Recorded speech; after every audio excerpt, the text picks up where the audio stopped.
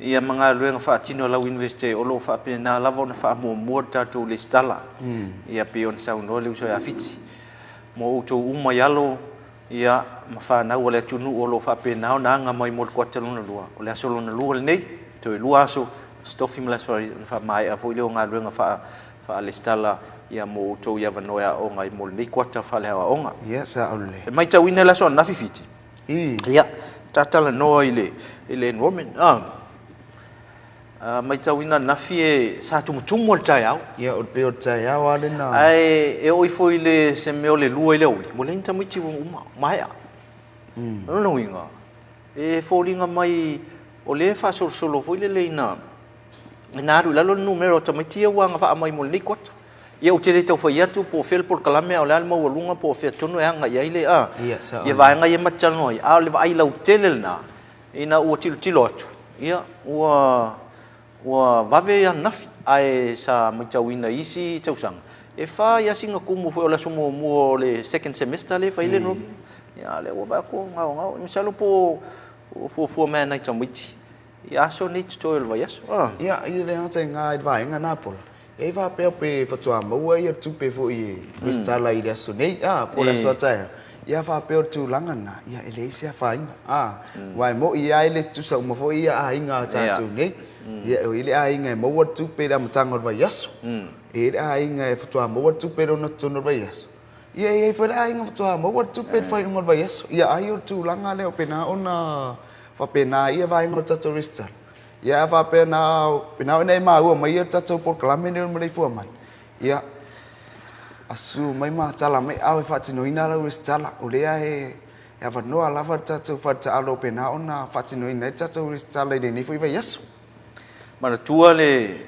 tatu por kalame ia nisi foi o alum fa na o si tatu tunu o lo fa penao na sa i malo i fafo ia sa ole ai mai se foi la to lo scholarship ma onga ia vanone i fa scholarship al malo company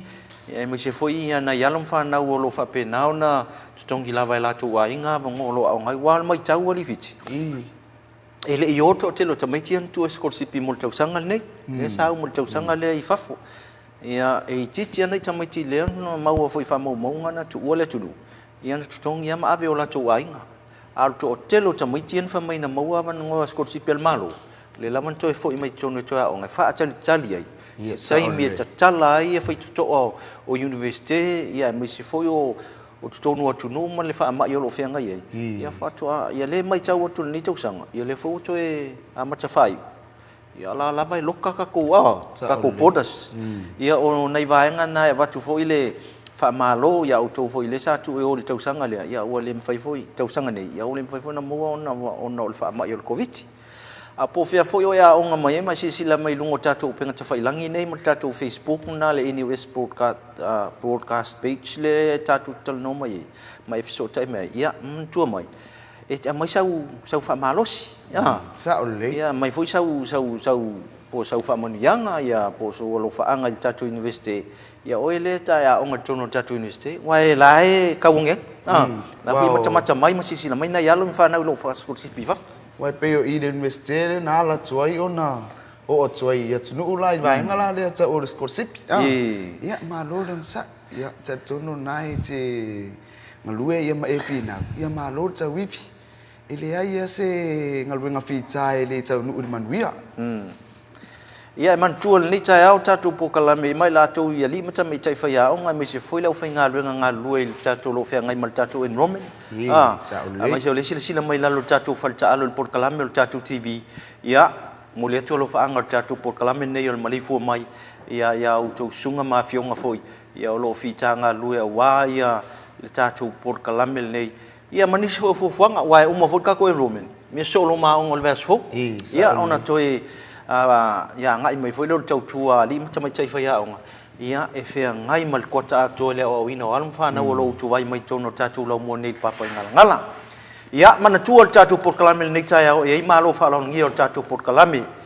ia o ia foi inicio chai o university ia la fa lo la tu sao moli ni fa manga foi man sao no nga wala fa fonga sa mo ai mai se o to ia li mata mai chai ha onga ina ia mau le mai mama nino mai ia vai ngai se lo fa tino imta upu mai se foi fa nga so longa wa onga tono tato university se tai mi lai le to mau io na ngai mai la io ni si foi io le fionga ya professor Malaysia malama Malaysia ia mai vaenga foi o so ngom tau Samoa ia ole sa no foi ni se vaenga ya me se foi ia le sui mai foi le sau fa inga o onga fa fa ia onga ia por sau fa inga o onga ia por le faculty of health education ia la tu foi la mo la tu sau te fa fonga mai se foi ia tatu a onga fa sila ia por tatu school of maritime training tai Peninsula Mundu le foi mo le vanon ni tai au ia tu fa tala no ai ia le anga mai foi anu fa na o le si vanga ka ua le fitio vanga nei ne wa mai ni se fa afta ia le tele foi o ni se matua o la uma nino mai mama lama mai lungo tatu fa mam po kalamel ni ia pe le anu moni na tatu por kalamel ni ia e fa la wi loa ia ma fa ma tile tua I ma tua ma fa na ia va enga tai jas ma va enga ese ia pe na ona no fosila fia I pe ma tua ia wa fo ia tu ina mai fo io alum fana e au ta wina tono di university mo lava ia ai ole ava vai fo o tatu po kalame a mai ia malo longal nei ia ona so mai le ia mai silsila mai fo I le fa ulunga o tatu center le of for Samoan studies ia le fionga le professor ia la e fa fonga mai ai ia nisi fo vai nga le atu fatua ia wala fa fonga Samoa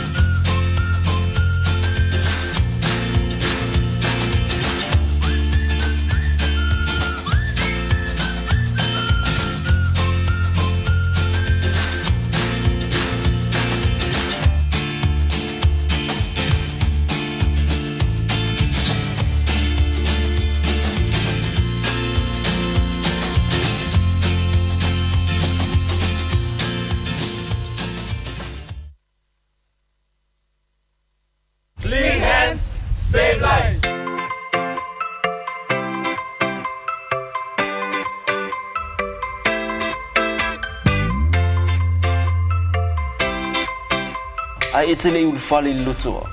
e te tau lava ona fulma o lima o lo ia I lava se te pua o mo na saunia e a ona mulmulita ia ile fuluina o lima ia faonga lava nisi o vaila au fulu lima ina ia mautino lo malu pui pui ia mai nisi o sia mai afia ai I se fama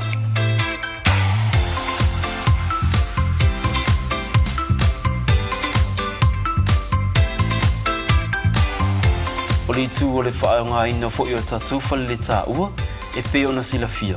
E te tau lava ona whanu mau tatu lima I le taimi e mai ai ona whaonga I ona fuanga. O mea ai matau mawha ia sa o loto mai siama. A mata mai le fulu mama o lima. E tele soifua o le ala vea ina mai I whaamai. Pe a whaonga paipa ua mai o na fausia. Ia sa o loto le fale ai mai siama. O no fuanga fai tele matumutumu e au pito silio na lamatia. A wā e to o tele tangata o le auia. Whaonga paipa o lo I tutono o le tato o loto a. A e a ngai le pasi, fufulu mua mua o lima. O le pasi, o ni no fuanga wā pia e whaingo o fie o na pepesi ai whaamai. E mawhai o na lavea ina ma whaasawina pe a whata aua a wala ma whata ita inga. Fufulu mama lima, o le aunga lea ma le wha moe moe e ao o na wha lau teli. Tātou ngā lulu e whaatasi mo le mālolo ina, e ao na mata lava ia I tātou lava. E sili le pui pui, nai lo le tautonga fitia.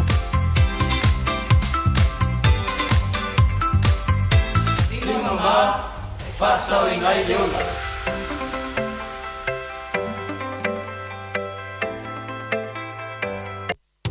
Second semester enrollment for the National University of Samoa. Enrollments for second semester start from the 6th to the 9th of July, 9 a.m. at the NUS gym. For returning students, all you need to bring is your student ID and your enrollment fee payment. Enrollment fee for returning students is 200 tala. Fees for new students is 322 tala. New students, please make sure to bring certified copies of your birth certificate or passport, Samoa school certificate or equivalent, Samoa secondary leaving certificate or equivalent, tertiary qualifications, and measles vaccine confirmation. Mature applicants need to provide evidence from employers or trainers of at least 2 years full-time relevant work experience and/or training. For more information, please email studentenquiries@nus.edu.ws or call 20072 or visit our website. Second semester enrollment for the National University of Samoa.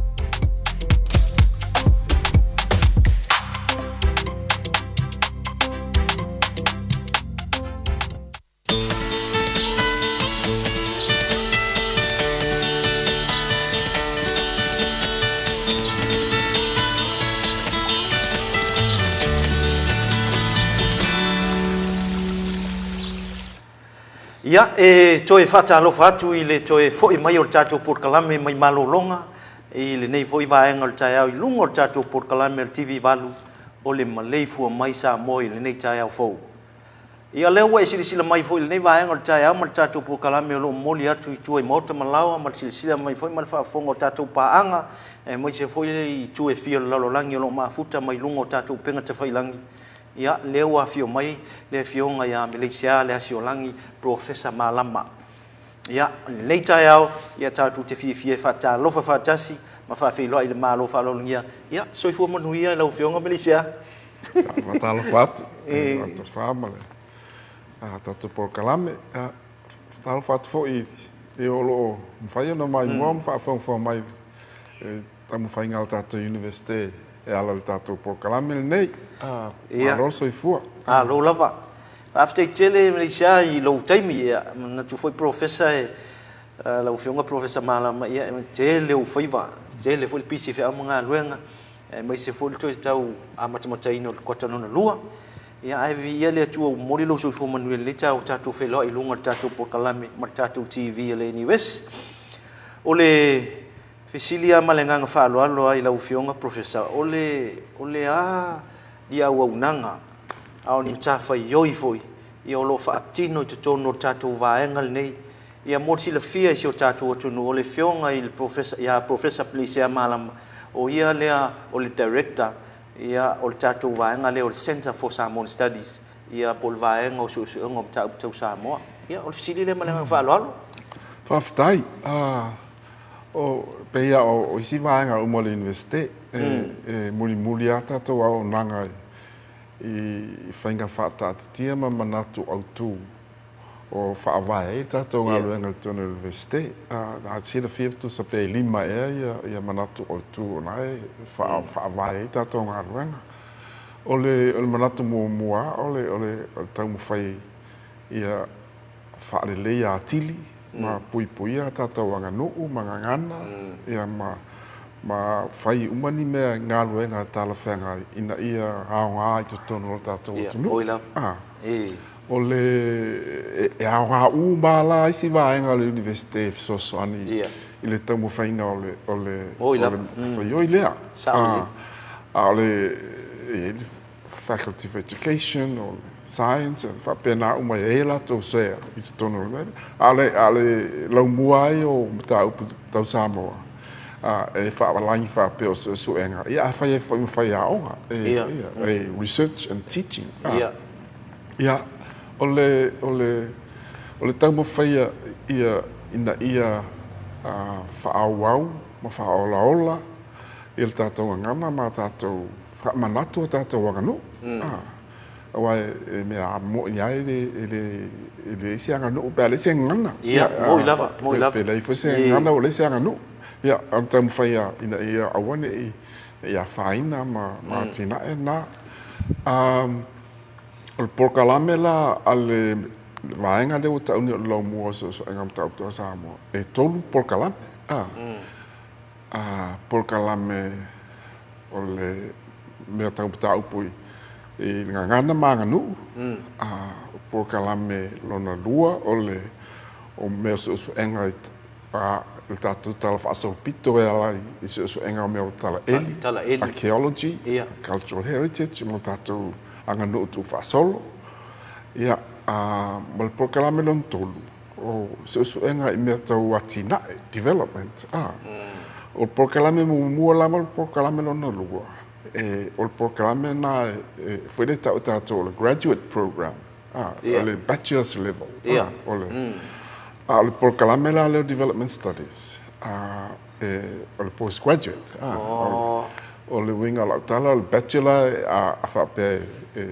ave la ngana po le anganu tala ini ma pela na le bachelor BA ma wai o sila vaenga le fa solo ma le postgraduate diploma in development postgraduate diploma o le masters ma le PhD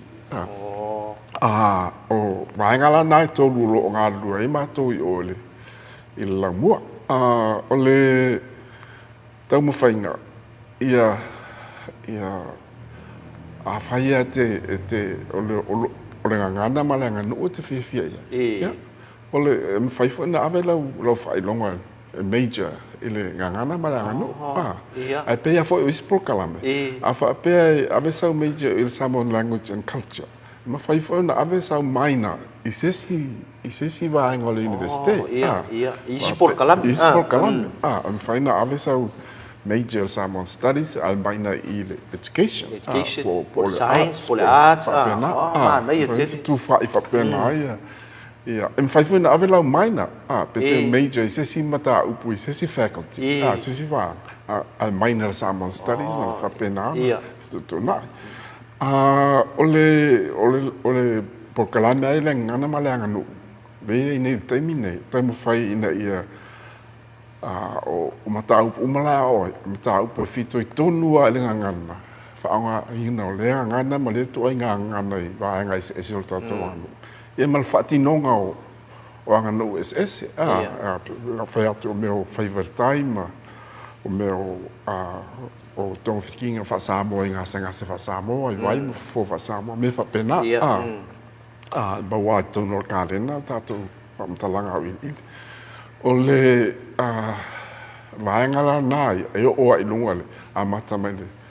le level se lau mua tausanga mua tau lunga le tausanga tolu ia foi la whapena la le whapena foi la le vaenga le o le major le tala eli ma ia foi e mwhaifo e student na ave ia le mera o archaeology and cultural heritage ma le ia foi whaina major pe maina i nā le archaeology and cultural heritage ia pe ave se maina po se major i le language and culture whaiana whapena tutu nai whapena whapena la ia o tala elia ai al tamu whainga fo i so soani a tili ia maua se malama maanga o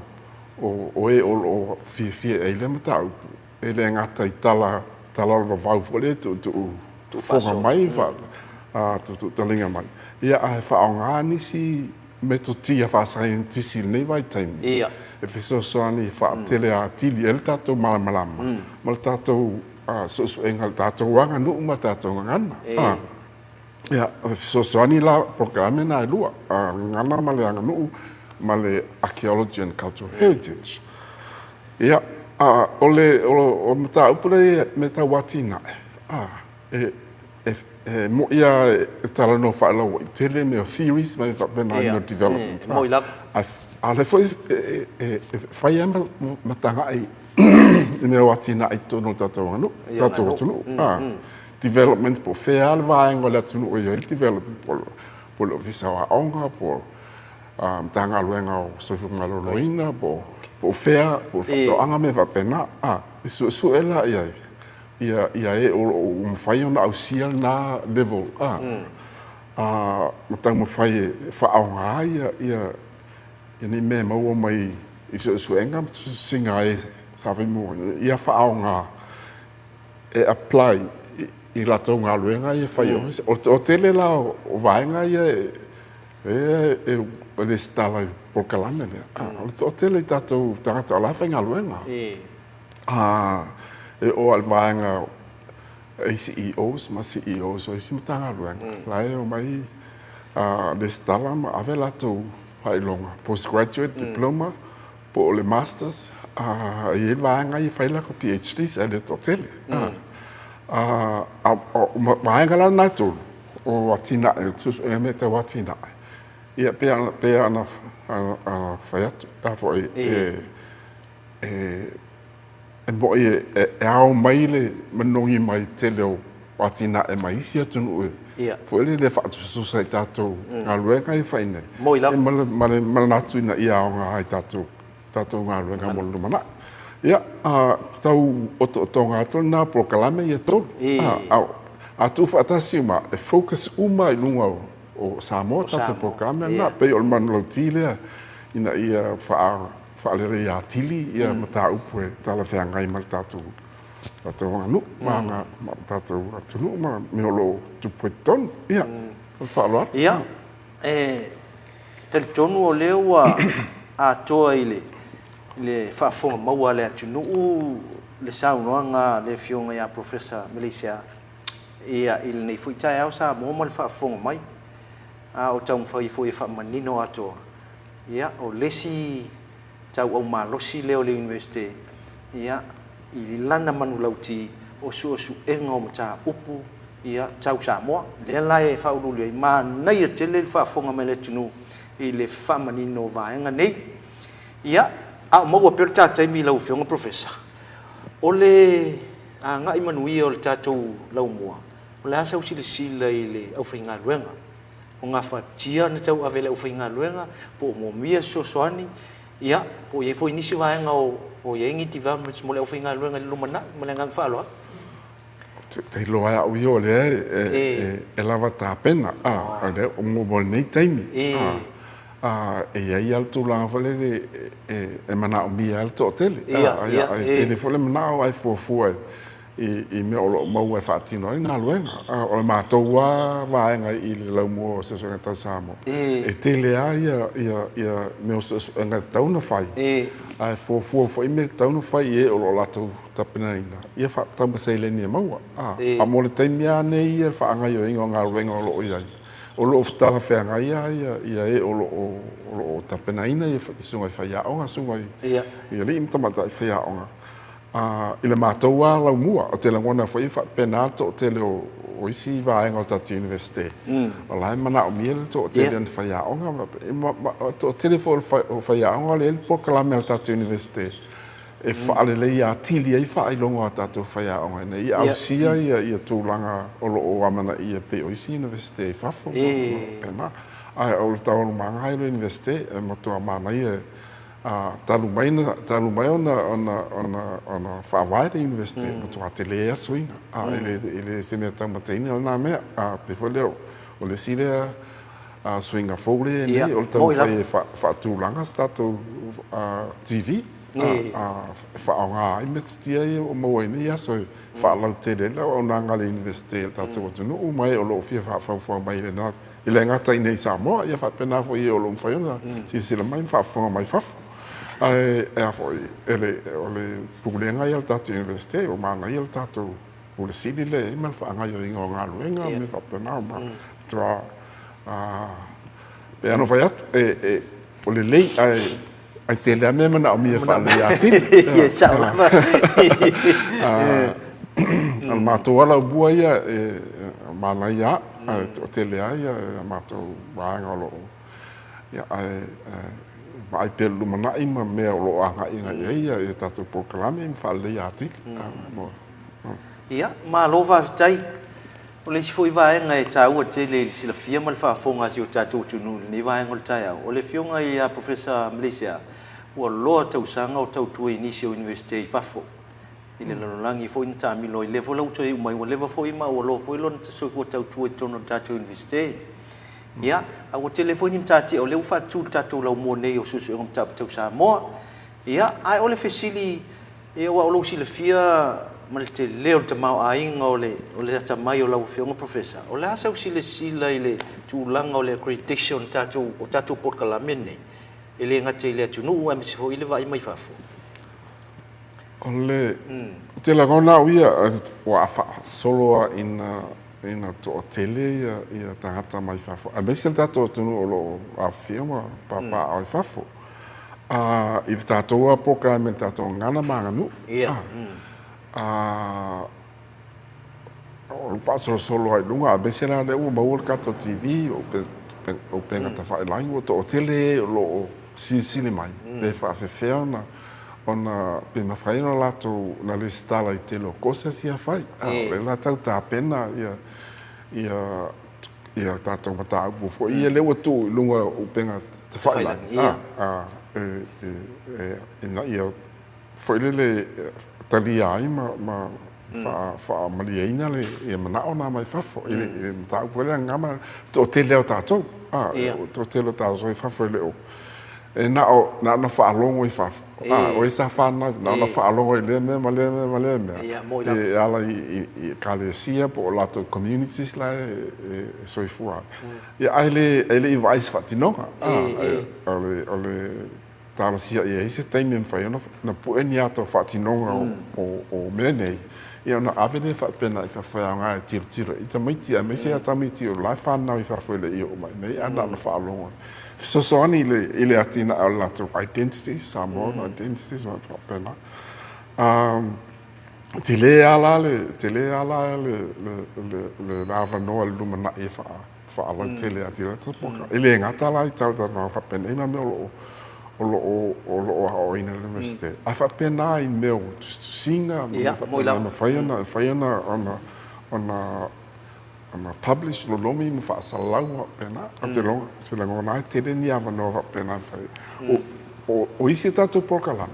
a tala ele ma fa ele o se vaenga e to tele nisi o tato atunu o pasi mai ai wa o nga universite ele o se mata o to tele nisi foi le pe fia o le la ta mo fai alta to po wa ma ta nu fa tu mal ta to po kala me do tala eli po o lima o no ne ta sanga ta lo le au fa solo lunga le e nu melo va nga tamaiti o tamaiti students ya non fa na o fia foi la titilo ina ia atina ele vai wa renga tai e te le mea nga i tata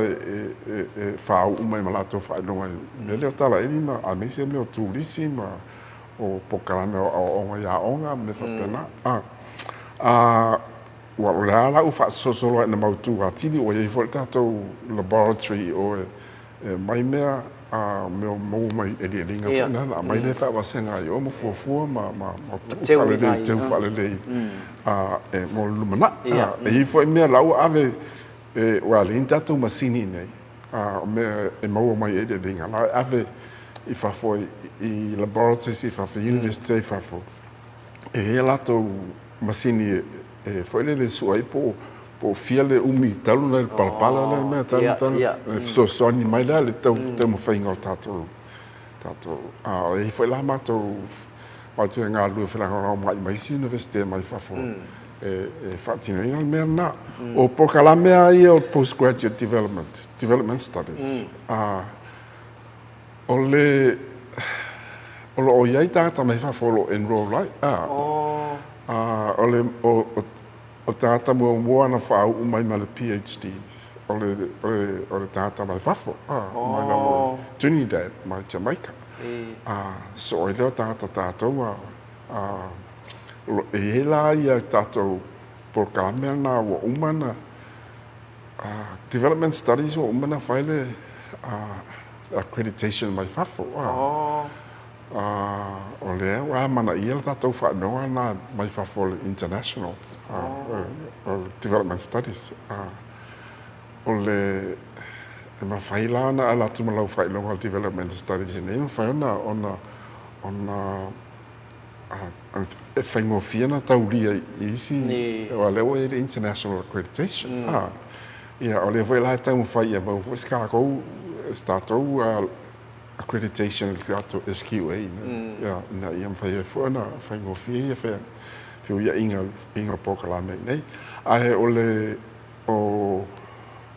manatu a tārasia ia tō tere nisi o e mawhai e fia mai ma taupura. Nā mai le e afo e le stala a le foi lau o programa ele na al Center for Samoan Studies ele na al mua o la o ia I mata o programa development studies le o amata na fa solo ona o isi mata o postgraduate level easy faculties e me faina ona kolosia tu o lato programa pe il programa development studies after fata ita inga le faile masters in the Faculty of Arts, Masters in Education. E ma whai la na watu courses na whiriwhia I tamai te o whea lato courses e wha. A ma whai na graduate ma Development Studies, for example. A wha pefola e lato tangata, sausi tangata enroll in Masters of Arts, the Faculty of Arts. E ma whai whai na ave nisi courses mai all Development Studies. E wha popo I ma wailo no whai long. Wha penale na fitu na ia. I lunga o fitu na inga ai o lo ai na matau so ele wala na freiona ona fai se up fa pel feu suai faculties ina ia mau le lay student na mela mana oi a fai sa fia major development studies a fai le science o le climate change swingata e ma fai dana ona Fetuna ina ia fa malia le mele na o mai le students pe sui fa penal fa go kalame ne fa malia le student o me ana manotina tato ia mo e tato talia tu me o mana o students ele ngata ina tali ia le leile tali avatu mole lumana e le university ma tu pulanga o ina ia to sina mai pe anong fa na to kala mene ma na ia chele na ia chele fa manino na to lewa manino a cho foi ia ile fa fonga mau mai le tunu le vai ngolo sau nanga ia ole si vesili malenga fa lo le o fiong professor ole tato fa ilonga le ole PhD ile nga nu malanga na sa mo le o mai tawina o ise tasio tamaita o nga tusi lava lona fai longa I le ngana sa mo lona fai no fo mai le e faina e toi fa manino ina malenga fa lo alo ia maftai ma na il sili ole masalo fa port fa pe ole tau lunga le na so enga I va enga o tato tato sa mo ole fo mai o to fa manino pe fa penal fa sa mo no PhD ole anga ia fai na tusi se PhD I so se ngana mo fa na fatino isi ngana ja to fa fo o atu no ula o la to fa nga ina la to ngana fa ia wa fo wa tili na fa o ina la to ngana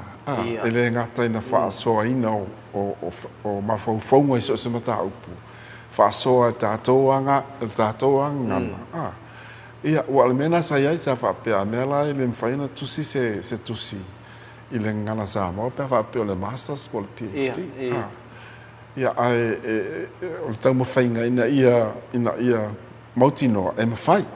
me mo na e mafaina tusi le tusi ile to fa manino ile ngana sa mo pe an fatino isi no olona lua ia e mawhai ai ona walto o tele o tato tusi to whamanino ia tusi ma ngana peretania ai ole anga ia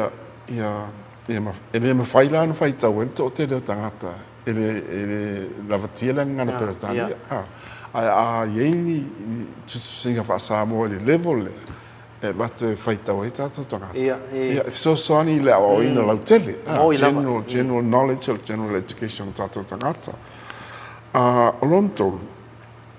e ma fai ona fa so ai e tala noanga ma fo fonga le level e whaaria ia tau whima whinangalo. E tala wheangai, ele whapea o ruinga lau tala e se ale level whai tala noanga fo ia. A whapea tala noa le level e theories, ma ne whapea nā mai isia, i ma whaina whaasoa. E whaina whaasoa le tātou ngana.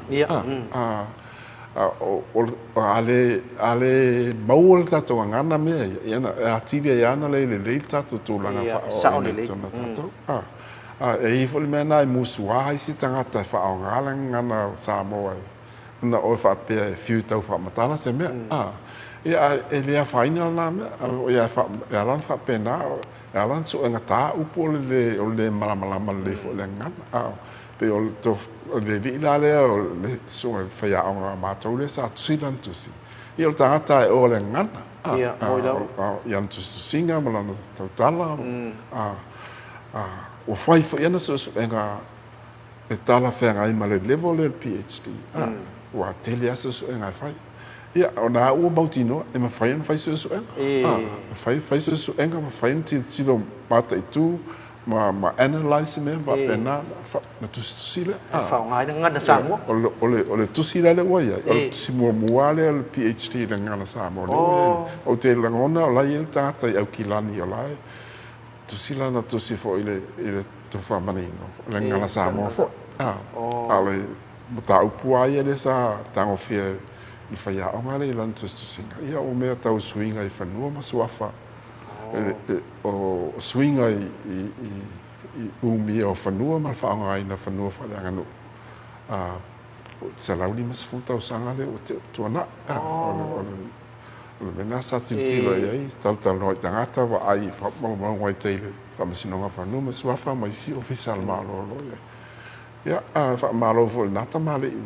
o le aua umana. Talo sia o nei po o whai unga tau sanga e wha ualo i ai le.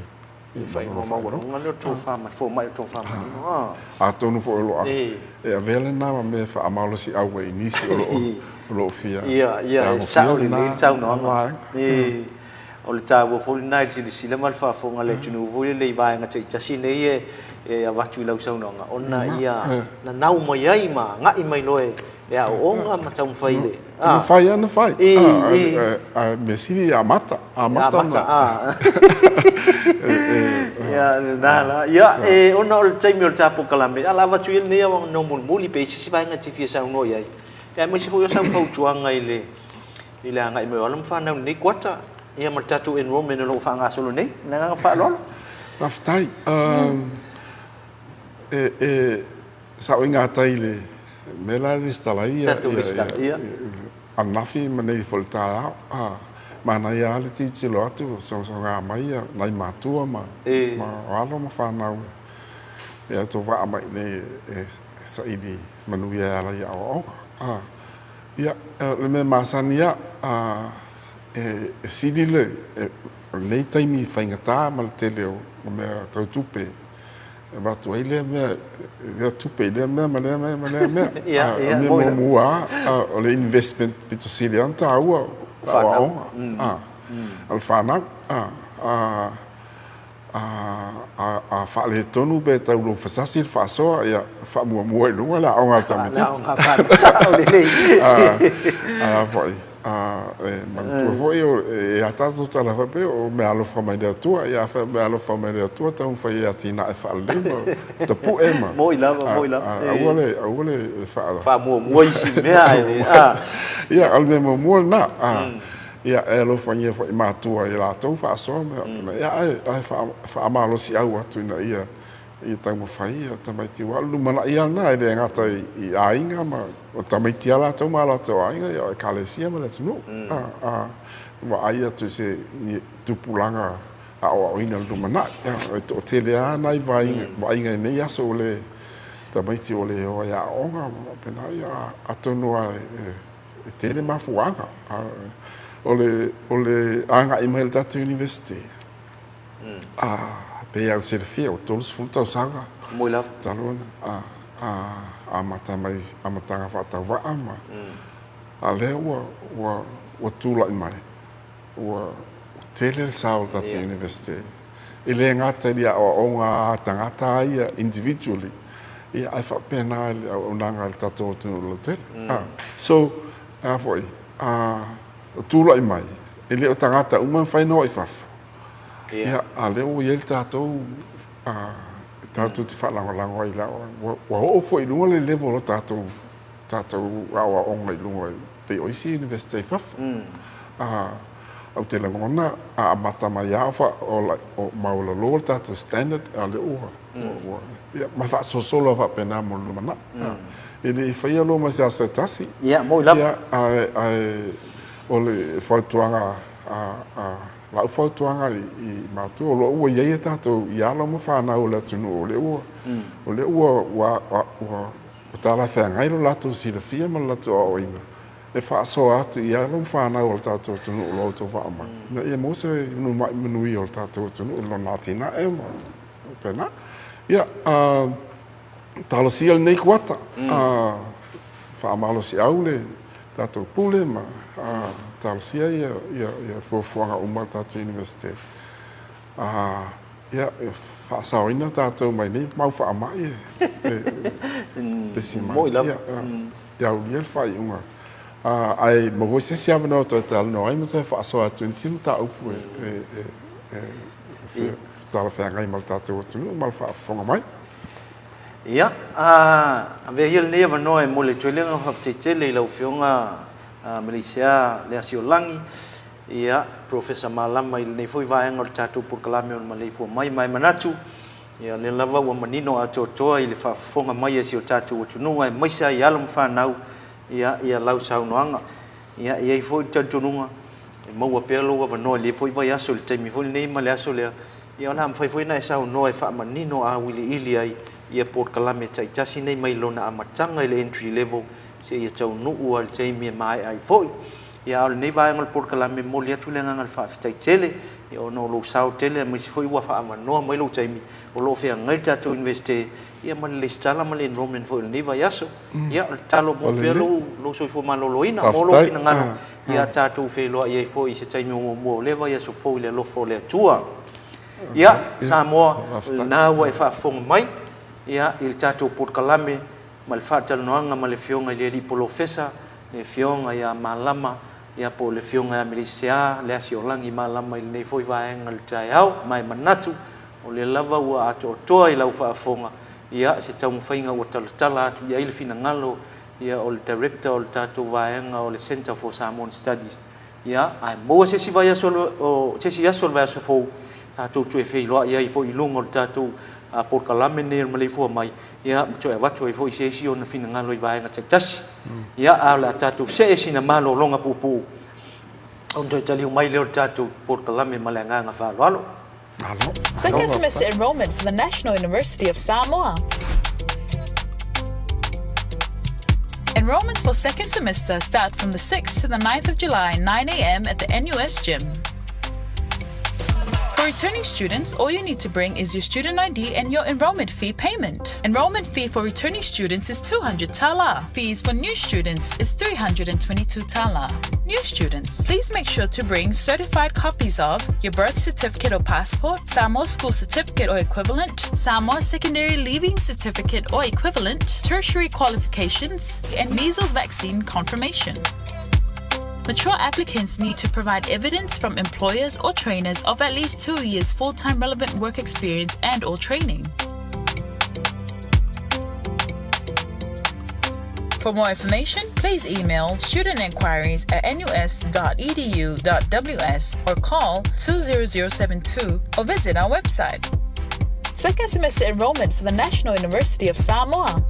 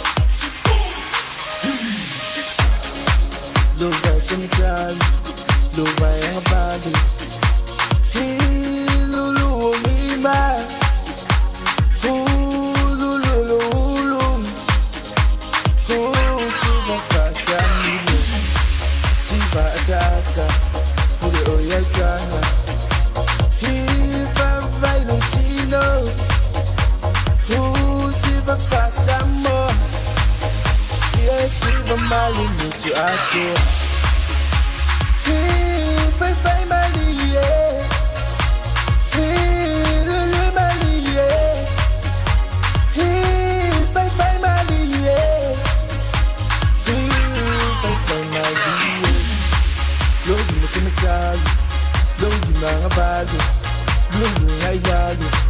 lungu ngai buma fanga yo kawau o kakume fa asale fa Fasa nga laupanga, faya yo wanga, sese fuafua, ye yo kausua. I will let for see ya, be I find you on the tadia. Fai mali lulu mali fai mali From a polo, from a white low, you will live on a low. So, a nice to a bang, see a fear, I can't mamma, I might tell Sala, I use a come say, I love to see a follow. I won't in a little share, fai mali, lulu mali, fai mali, Move your body, shake your booty, I am yours, don't you worry, shake it, look my, come, baby, shake it, look my, take care, buffalo, yes, don't be sad. Eva might got go river, ile música la como giver. J's and the six, let's go. Shake it, do it my,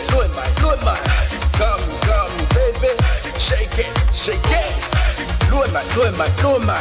take care, buffalo, yes. Look right in the time, look right on the body. Lulu lima, lulu, siva fatani, siva tata, puro yatana, hiva vainutino, siva fasamo, yes siva malu mutu ato, fai mali lulu mali fai mali fai mali fai mali lulu mali fai mali fai mali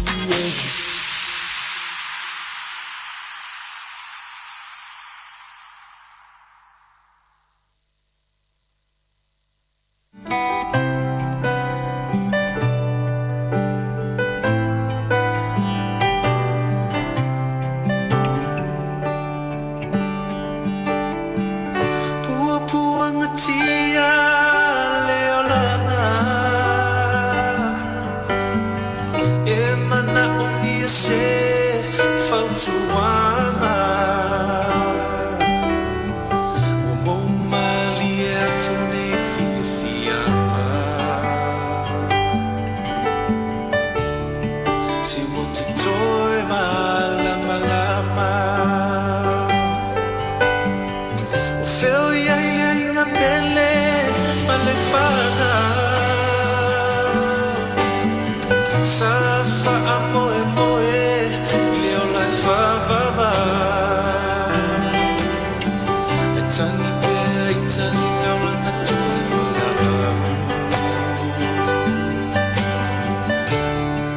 Se daddy to esau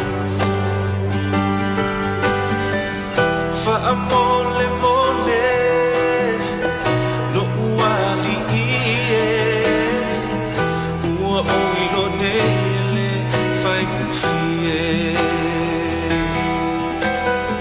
I hope my Leo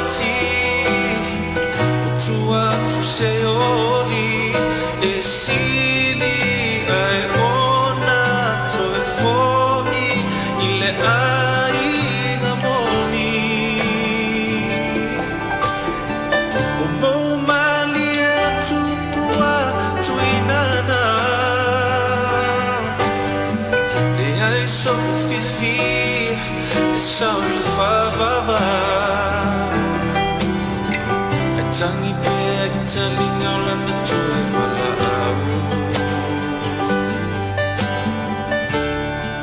si daddy to'y sao feo yai o upuan le matao tonga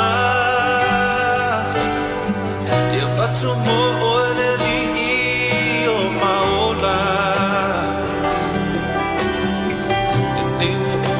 Solia fula fula ai abia o e mama Yesu ele matei o le mainga o toa sina manoa mo ita Viava aia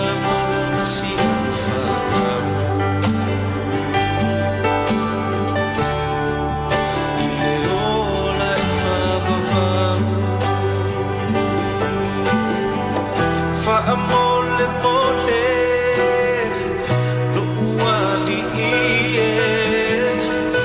ua uino nele fai fie a o mai le oti o tua tu se oli e sili ai ona toi foi ile ai gamoni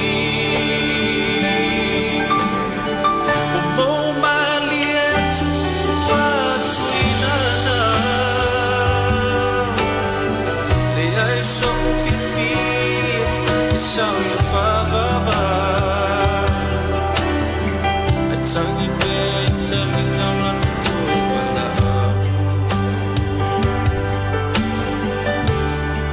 si daddy to'y sao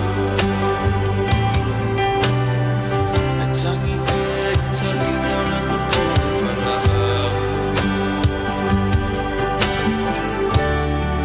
si daddy to'y sao Tangi pek taling aulan na tuloy wala si daddy to'y sao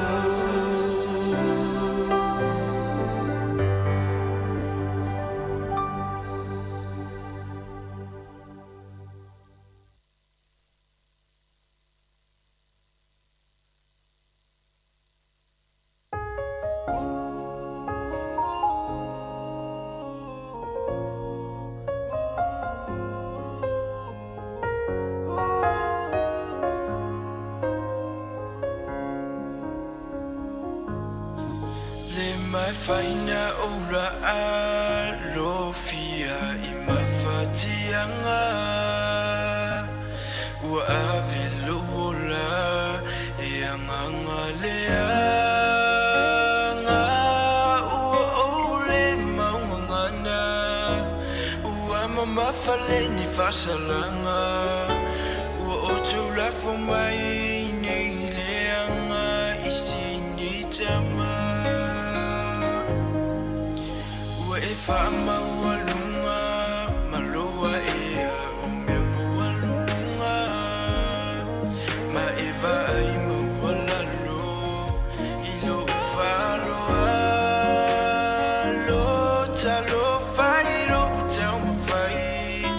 la umanu lesa turi mai wana ole tua esi la fia lo utau mafai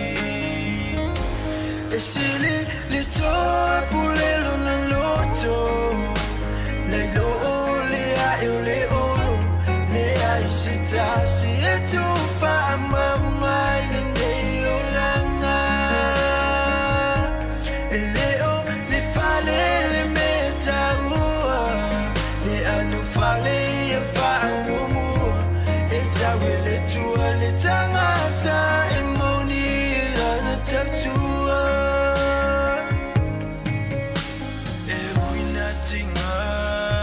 tali lava iloi mata Utifaa mangalo malo uloto mawala Lo uafadi le boto Faasa usili oloto Ole boto ilalo nei ole vali luma Esili le toe pulelo na loto Le lo ole a eu le olo Le a isita si e tu fa mamai le nei olanga E le o le fale le meta ua Le anu fale e fa momu E tawe le tua le tangata e moni la na tatua Sau sili ole fa mo lunga pese mai o mo lunga ka nga fu ile kala ya ni bukane sa ofenga ya ole me mo lunga ole mukia lava ngai o ya ole kosi ni ma ole fa mo singo mo malo lava malo le na sa wa ole mo sai male loko ma wala lo ke ka kingo e ya ile vale aso e fa e nga ye ma malo e be ala for mo sai ko fo mai o mai le o sia o nga spa wa nga wa ko fu lava ka ko ma fa fa mo wa ngi ka mi o ka ku la mo ole ko ma malo e fa so ele Esili le toe pulelo na loto Le lo le a eu le olo Le a isita si e tu fa mamai le nei olanga E le o le fale le meta ua Le anu fale e fa momu E tawe le tua le tangata e moni la na tatua Esili le toe pulelo na loto Le lo le a eu le olo Le a isita si e tu fa mamai le nei olanga E le o le fale le meta ua Le anu fale e fa momu E tawe le tua le tangata e moni la na tatua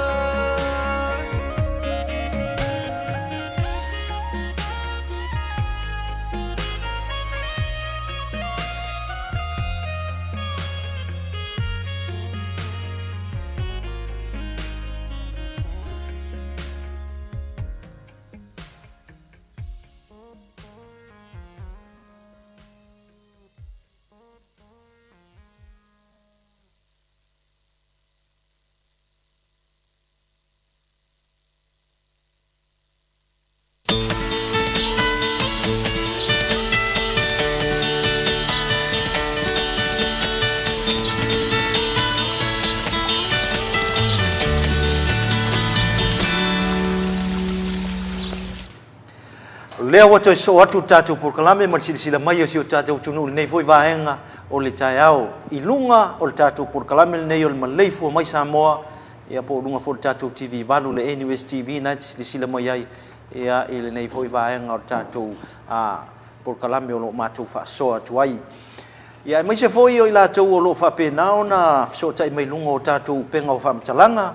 ele tatou page nga o le NUS broadcast page o le Facebook page ia o lunga foi o tatou website a le NUS website ia na foi sila mai vaenga uma nei mai so tai mai au nei ngalo ia toi ai ai ni fesili o le fautuanga na tatou por kalame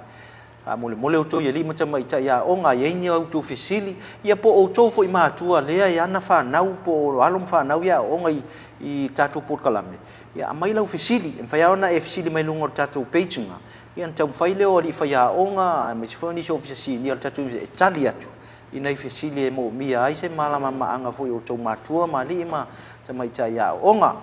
o to taliu mai na tatu por kalame nei vai ngol tai ia leo e sisi la mai samo ia leo ma fa tasi atu i lunga o tatu por kalame nei ma se tasi o fai a onga si nia i te tono tatu a onga fa seila por tatu a onga fa malini por tatu School of Maritime Training i tai le pensula i muna tai munu lea wa mai e fa tasi nei tai au ma le fionga ia tanu wasa to e tu pesa leli o ia lea o le faia onga i le pokalame o taua o whainga whaiwa ia po lona whaapirutani o fisus ia malo le soifua manuia i lau whionga tanu wasa i le nei fwoi tae au tātou whailoa iai ia soifua manuia le nei tae au fou i lau sunga le fonga le pokalame mul pola Ioane ia taitele mo la noa o mo le nei tae au fou pisika ko le Norman ale foi faila ko o ngai sa longa ngai kaimi ale fu mo lu wa no mo ni la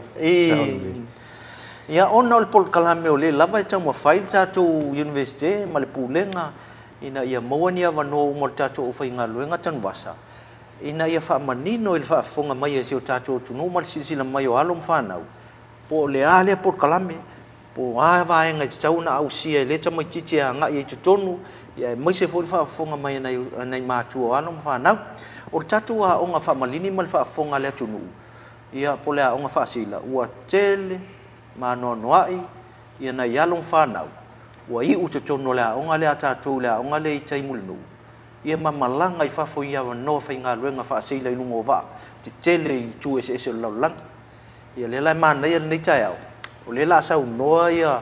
ia le fionga ton wasa I se tasio o port kalame o lo fa pena na o fai to tono le tatu wa o ngale fa marini por fa seila I tai mulinu ia lava tuel ne va no ton wasa I te sa no ai ia e fito tono le port kalame o lo fa pena na fa ia o ngai malanga fa lon ia fa tele lava I la sunga le fonga le port kalame o pola ia tel tonu e moli foi le fa tai le lau mua foi le universite ia mo ia pulsili foi fa pe le malu le pulenga wao ona ne ia vanoa ia mani au nanga lo se ia vanoa mo ngofi mo lava ia te fa pe atu le ia vanoa te fa ngoi no le vanoa mo fa tasi le ola ia ai fa tai le universite wo fai ona ala tu le nei pokalame fa lau te leina ma fa lau loina fo I ole pokalame le nei o fa ia o ngai I le onga fo I ale malingi o le onga maritime ia pio nei vai ngai e au na o fa pula momua ona ina nei te iwa ia se fenumia I fo le silfia fo ia nei matua le ngata le o alum fa na fo ia o sio tatu atunu o le au sia fo ia nisi fo I o onga maululunga ia fa ngoia o onga fa awau o le sia vaenga o onga fa awau ua tawai fo I le pokalame le nei o le fainga faiva le wa o ina nei tono le university e ala mai le onga malingi po le Maritime School of Maritime Training ia mo le fio le mo le autelenga o le School of Maritime e tolu ani di departments po ni vaenga ua vai na iai vaenga momua o le nautical po vaenga le e fia ngai ia ma le malama fa kapteni fo ile ia o le vaenga lona lua o le department o ta o le engineering department le vaenga la le fia ngai ia ma tulanga tawafi ia e fo nei ele I leva tele atu na amataina le ni por kalame o le ala ua tolu ai ia vaenga o le I te tonu o le School of Maritime ia o le tulanga tau nautical po le tulanga tau le tautai ia ata mai le tautai na fo launga ia le ngatai lea ia o le vaenga longa lua o le tulanga tau le engineer po le fiangaila lea ma tulanga tau le afio o va o no o mai lon tolu ia le ala wa ia le po kalame fol nei o le fisheries po le fainga faiva mana ia o le ala e whawhitai ai o le fto atau o le mesilion tau o le walo ia I tu spas a le vaenga o SQA lona winga o le walo ia lona tu spas ia tatu tal no le vaenga le fainga faiva pi folinga mai fo le se tu mau lalo le sila fo ia to telo tangata ia si amata mai lava le vai tau le vai temio o tatu li faola I pi folinga ata o le faiva pi o se ngaluenga maulalo ia le folinga mai I le tu fa le nganga e o se ngaluenga sili ona tau le tatu ali mo lava ia e la u amata mai la le vaenga la le o le pe fa pe I ona e ofi mai tonu o le pokalame mo silfia e ai vai nga vo i ole ofi mai tonu po kalame ole afa pea te ofi mai il po kalame il mo le tausanga atoa ia lona winga tau ona iva pepa po mata upu te ave le tausanga lona winga afa pea ole afa mo tausanga po ole semester mo e te tau ona 5 pepa te ave ia ole semester lona lua ia fa pena fo lale o le sila vaenga pe ona ta o nautical po vaenga o tautai ia mal vaenga o engineer e tutu sa uma ia mata upu ave le tamai titi ave le fainga faiva fa pena fo ia isi fo i vaenga ai la mata upu fa pito po courses ese ai la o mai ia ina ni te iwa se vaenga fi silingia la sunga ia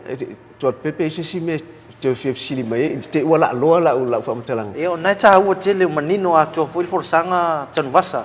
ia me foi fa fonga mai se tatu tunu ia ole vaenga la le lo wofi mai tonu pokala o ia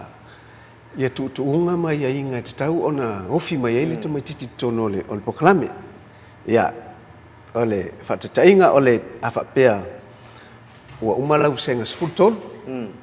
ia ua mau mai lau silipi mau velau results ia mainga ia wa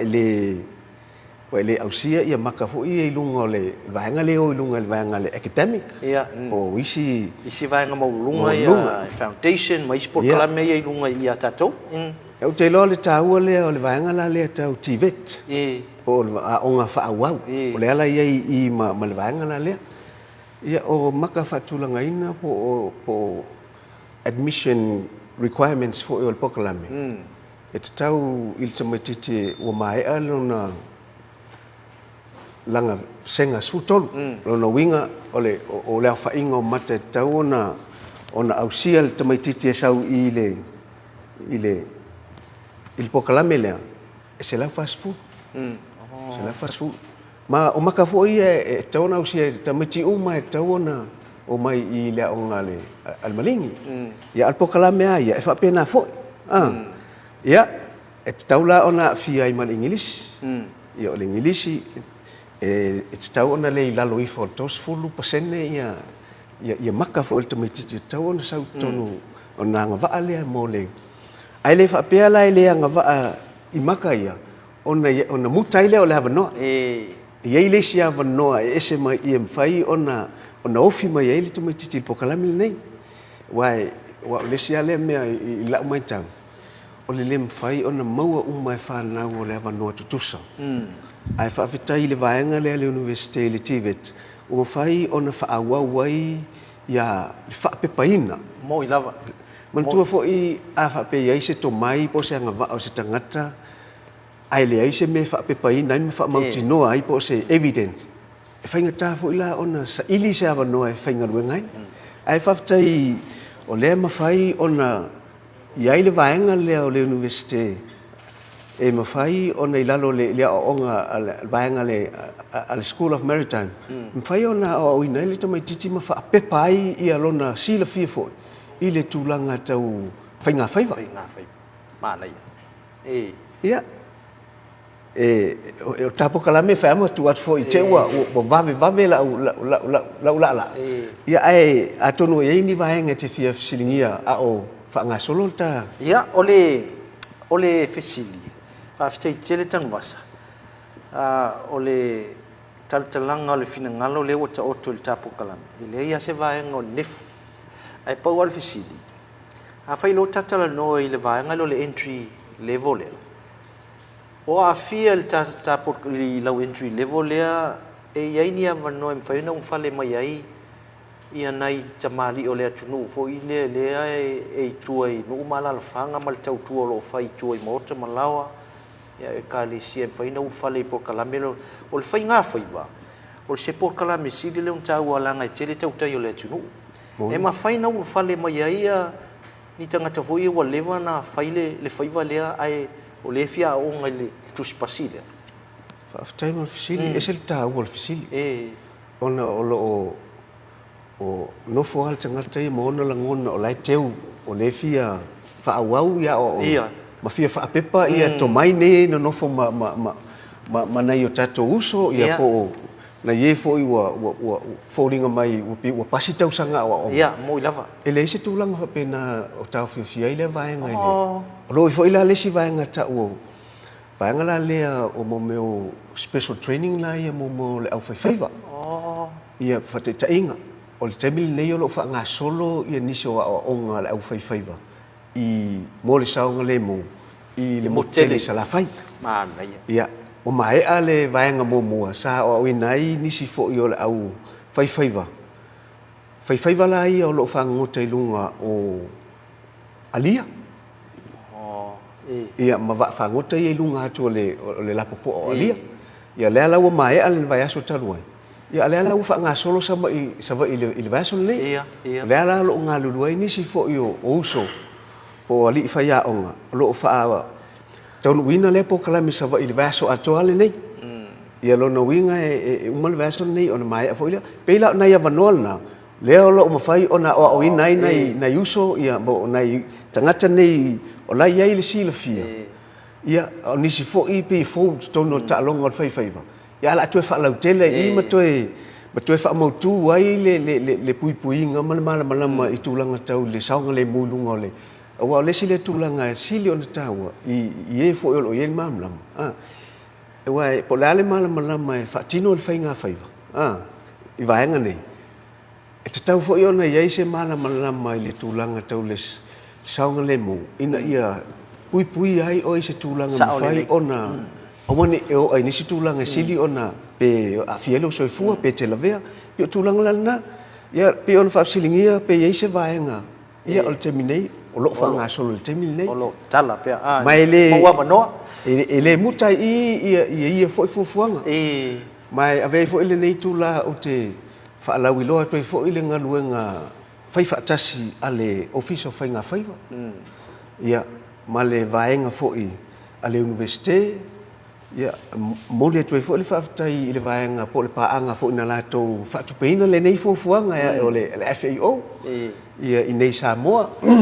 ia pe o i le vaenga leo lo la tu fa tu peina mai le o mfai ai ona ausia sia fa moi ia ma fiso soani e fo i le fa lau te leino le mala na yo tato alo fo mfa na le ausia ia o nga maulunga ai lenga te leo nei tama po na yuso fo i o silia tu tau sanga fa tapula ape ona ai le se tau sanga fa tapula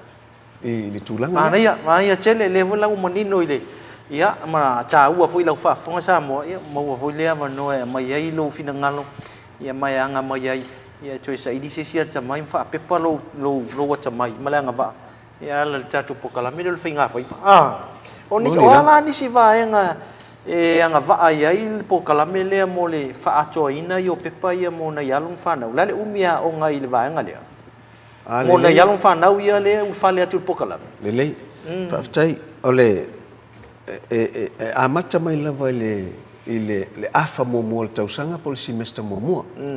ia e te ofi mai tonu ia a maua loa mana onga ia le mo mia ia e ala mfailona ele stale tonu po kalame le ia e te tau ona lima mata upu le afa mo tau sanga ia o mata upu la ia lima tonu le o le semester mo ia o lo iai tonu mata upu nei lima ia le puipuinga i tulanga tau mu na tau fire prevention e mantua a ilunga va tau na yeso sil fia foi i vaenga tau ona puipui ai ia le tangata ile fia po le va il tulanga tula i mai se fala lave tau mu ia o le sinam ta upu le si vaenga tau na sil fia foi a o ina tama titi le vaenga mo tulanga tau le sosani mo first aid ia le vaenga ia o lo ia le ia le tomai fo i faia onga fo i o sa o wina fo i ia fo i tomai ia em faina la tu o wina le anga va ale i fanau ia le lona lua le na ia le si vaanga o le tu tau le vaanga fo le tau occupational health and safety tulanga saunga le mo tangata fainga luenga i lunga va so se vai ngol va no winga e tau na sila fia vai nga ese e ono fai ona a fia i fala velavi ia ona pui foi le ia ia o le simta upulo na fa le tulanga foi le ole le tulanga tau le communication po le tulanga tau le i inga ngana i so ta inga me fai ona e mala mai le si tangata fainga ruenga le si tangata fangota i le si tangata fangota i lunga le va wa a o le te me ola ia fio le va tu lo foi le ngana e matua fainga taona e wala au atu i sesi i le si tu a mea va aile mai ale la tonga tu te wa fiai lo no winga i ile ngana fa apito e fai fa nga ele au fai va fai fo no mam la ile si uso ina ia awane ia fia pe ia o le si tulanga ia tulanga tau saunga le mu pe ona vaenga na o ta upuna fai ona lo tonu uma o le lima mua ia le ngatal na o le famul muli ta upu famul muli ever sima talon lua ia o lo ia uma tau tulanga tau tu ai nga fango tanga fa tanga ia fai nga faiva o le mala fono ia ele o tula fono o ngai fai nga fa vai o le o fishing technology tu inga fai vai ia le laina le pe on se fia le mo mai ia o le pulu ia o le toso atu le ba toso pe o tu inga fai na ia ma tu fa lau tele tu fo le mam le mai si vai o le tulanga tau fa la fa fo se pe o nei vai nga ia pe o le fa pula tu fo ia tau ona au sia le mai titi ma ia pas ma ia mo tino a fa fonga mai fo ia ma malu fo nei matua mai sia le au na yalu fa na wa ia le vai nga le pe matamulita to pe a ta ulo le aonga mai sia le vai nga tustus ona pe le fe sa wa o ia o i tulanga le tau fa nga faiva e tau le ni ta upo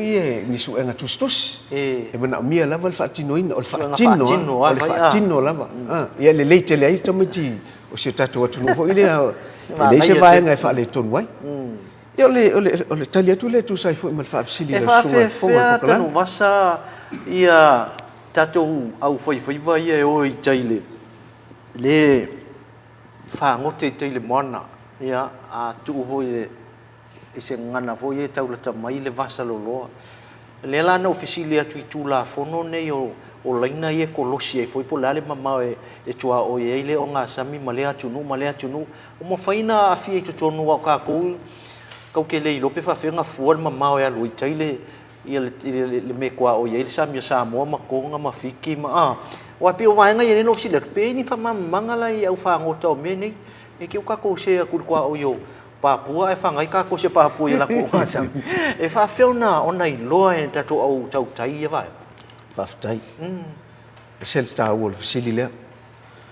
O le mantua ua mai o ia lei vaenga amtanga luenga te tasel malo. Ia o le vaenga lea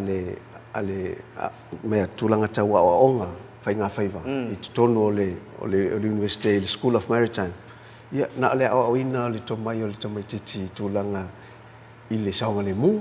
o tu inga whaiva e tau na whai ia mai o lo iai fo ia la fua o lo mwhai o na whatatia mai e le tula fono tau whainga whaiva o le Fisheries Act lea o lo o a fua ai o na iai le ta iala whapitoa o le tula o le tau whangota ina o le tuna ia talanolo le tuna la vea ai le asi apakoa o le atu ia o vea mai isi tu ainga taipei o le wahu ia mana isi level telo isi tu ainga ai o lo mfai ona maua mai le moana ia e o fo ila i tulanga tau pulu lona winga o lo ia le ta iala o le ta ua o le ta iala lea o lo fapea ona ta ua mai ai ia vaenga fo i tau ona fatinoina ele au faiva lo no winga ele mfaina o atu le va alea alia ile to enga mama le fa foto limas fu maila ya ma mol sil fia foi ole onga sami asami fa tangaino sa mo fa ngotaina fa tanga po le iise na le selau fast fulu wafe kilometer fa ta fa lo no winga ya o sa mo fo ole no foanga ole tunu o sili ona la titi lona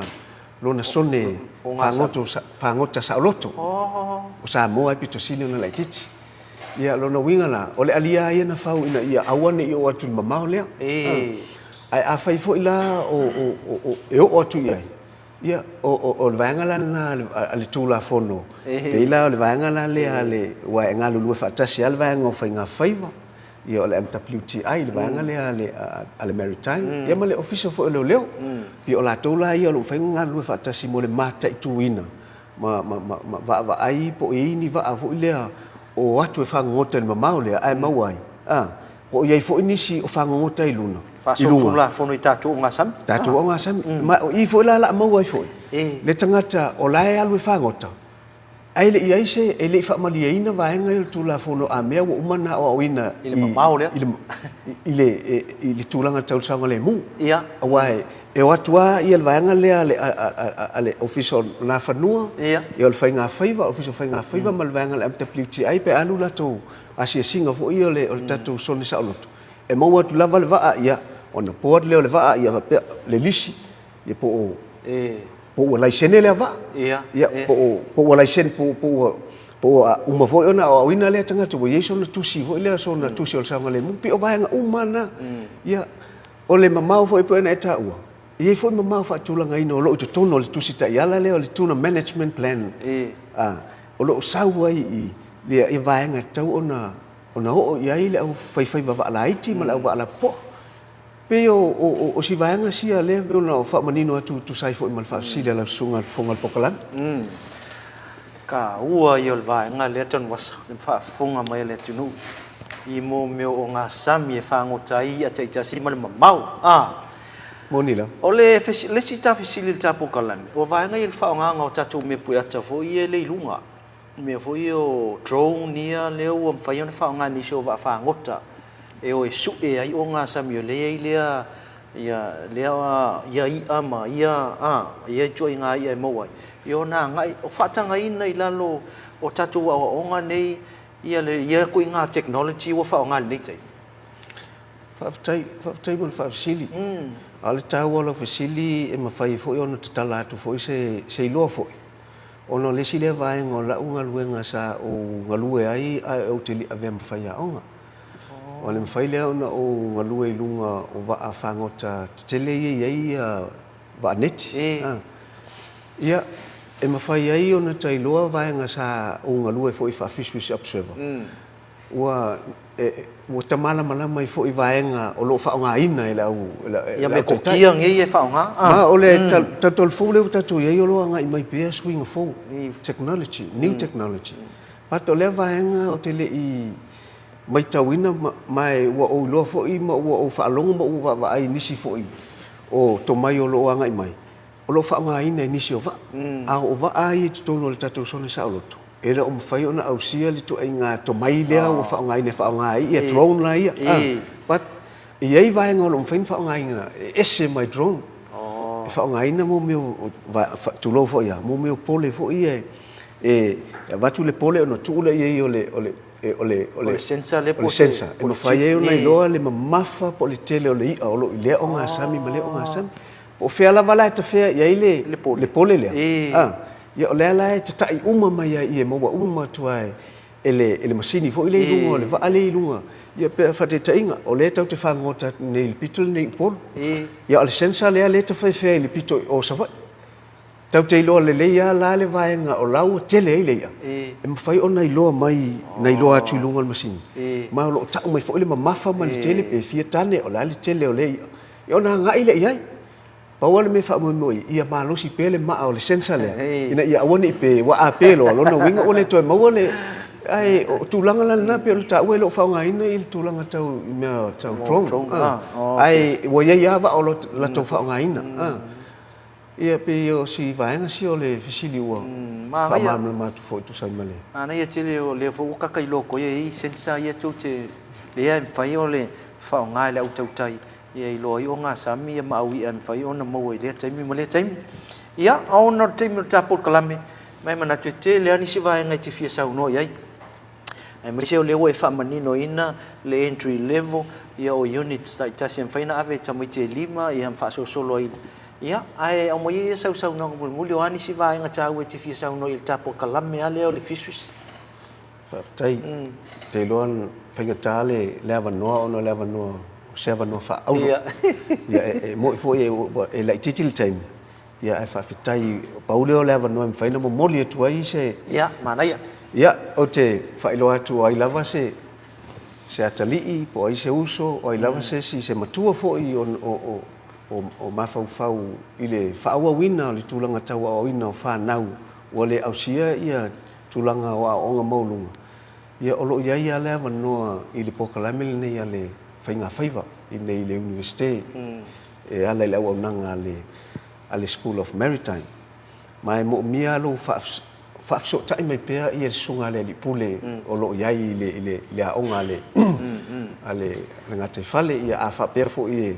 e le mo so teimi il mamau ia olo ia le tatu ofisa autu i le universite nei papa ngala e fato ai ai sa talo sanga so sa fisili fo e te fia mala pa fa pe olo fia fa awina ia o onga fo ia lau fa nau i tulanga ia tau fainga faiva mai o le tau o le mafai ona fa pepa ina o lo si la fia ia e whaingo fia fo ona sa ili nisi vaenga tau ngā luenga wa ana nga whamanianga ma tau singo ai mai avea fo ili nei tūlau te whaalau i loa tu ai fo inisi o Paul Kalame ale whainga whaiva o lo tāpena pena tu ili taimili nei o lo iai Paul Kalame o lo tau tāpe o lo tāpena tu ili taimili nei ia le sunga fo ili pule whapea ia le mamalu fo i whai a onga e ala le fesoasoani fo ia nisi fo i vaenga tau le vaenga le AQU ale ili tapenaina o le resource package o nei Paul Kalame e ili si Paul Kalame le o le fisheries observer o le au tawina o nisi o whanau la tau te ngalu lua lunga o waafangota la tau te mata i tu wina whainga whaiva ese la tau te le whaatonu wina tangata whaiva po kapiteni ai nao na wha mau mo le sila fia ele vaenga o lo la tau fia ngai matulanga tau pulenga pio nai vaenga tau ana na to fa ilo atu ai ia ala lava me te sila fia te fia mala mai o lo ia le ofisa autu i nei li papa ngala le ngata le mo no le tulanga o lo vaenga o lo ia le onga le School of Maritime ia pese o nai vaenga na e tau lava le so ta ia mala mai fo ia pe o se fa so atu le tu sai fo mal poklame la sunga le fonga al poklame ia nei taia ia manatu tanuasa e te le ani vaenga e fia mo mia ile fa manino ina manifisili ia awa lava le nofo mala si o tatu tunu e me se alum fa na o le la fai mai fo le kotalona lua a o le fisili lea e mai tau atu lea e momoli mai tapu kame o lea e whai loa mai pe iai ni tau sanga wha tapu laa o tapu kalame lea e mai lunga o tatu page lea e whai loa mai ia lea fisili mai se tasi o tamali i voi pe iai ni tau sanga wha tapu laa lei whaftai i le teminei o le laititi wha tapu laa la mwhai o na ofi mai le pokalame le sfulu ono ma lo iai fo ilunga o fa maunga po vaenga tau tula fono le o pokalame ia mea uma lava e ta ia la uma nga i tula fono fo ia le universite se fulu ono le tanu masa ilunga le anga ilunga ia o le mawalalo o le sfulu ono ale anga ia tula ilunga ilo iai se matua fa tapula anga ia kili ia ua tatu no me mo mori ngi olo fa ngai ka uso i or ka mo sek la o isa va ima ma si fo tatu le fe ngai ma le tu fia ma le o finga luenga pai mo e la usa no fa tai tele la mo ne ia no ia mo moli atu fo ia lo fa anga fo i o le pokalame nei le ngatele ia o matu lo fa moli atu i na uso fo i o lo fa tino ina nga luenga i sala fai le sunga ia Sakaria po le musu Sakaria ia o le kapiteni fo le na ia o le ngatel na ia o le sunga ia tolu ono lama ia o lo ia i sawa i le sunga ia pauetele po o wangki ia o le nai uso ia o lo sawa il terminei i le fatino ino le poklame ma mole tu fo ia lo faanga ile au a onga ia atono le au ngā fo ia le nā o onga mo le whalau te leino lama le ngā tailea ia ole sila fia fo inisi vaenga lo mwhai ona o iai le sila fia ia o pise i le ngā tailea ia ve fo ile nei tulae mo le atu fo ile whaftai i le universite ala le nei pokalame mwhai no whalau i loa i le pokalame ona pokalame e whaingata ona i lo i le sunga fo ile li pule ia le tufia ile ngā tailea o mātolo whaamuli atu ia moli tele atu le whamalo fo i le onsa i ngā luenga le ngā telea o le pulenga fo i le TV nei lau sunga mupola ia male vaenga ia mole hava no mwhaiuna tu ina mai ia pi o se tala pupu atu le tu sai fo i male nei po kalame tau le nei tai au whaftai ia moli whaftai tele i le tionga atanu wasa to tu pesa leli ia o ia leo se tasi fo i o whaianga si nia mai whaurulu e fo i por kalame leo le whainga whaiwa po le fishery i tai tatu a ongo le School of Maritime Training ia i le peninsula i Mulinu ai manatu ia ua maua le mai lau whaafonga Samoa mai se o tō ialum whanau ia le talatalanga voi ia o se tō whama se finangalo tanwasa ina i manino a tō toa ia tatu por kalame phone nei leo avi tō no tatu universite ia o le talo lava tatu por kalame al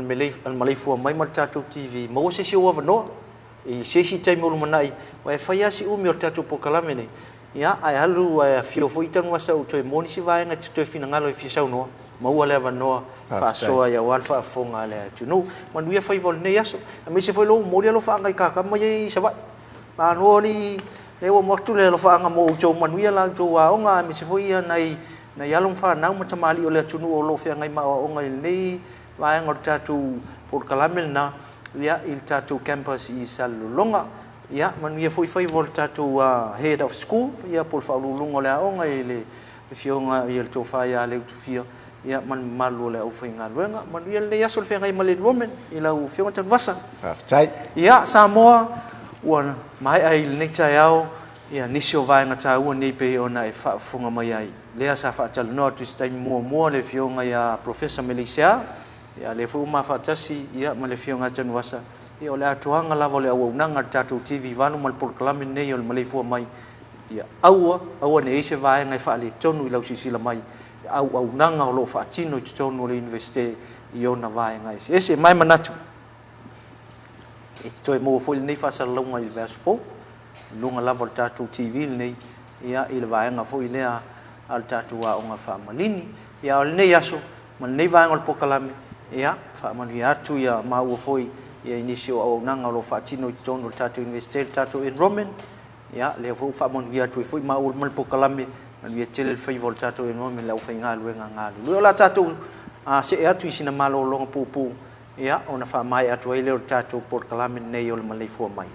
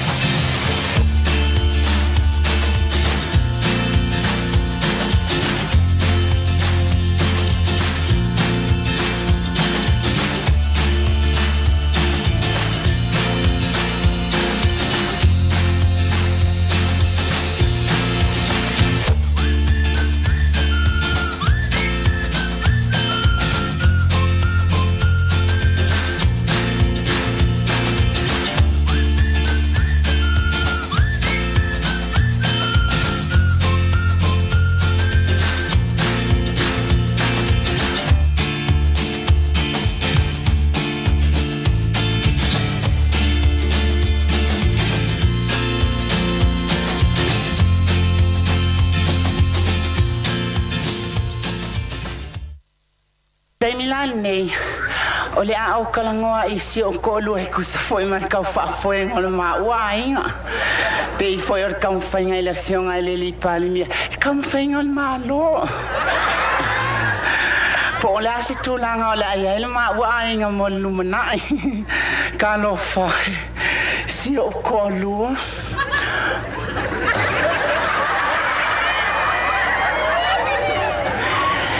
Ia vai o e si aula ua uma ku aku mulo lo fai aki oi.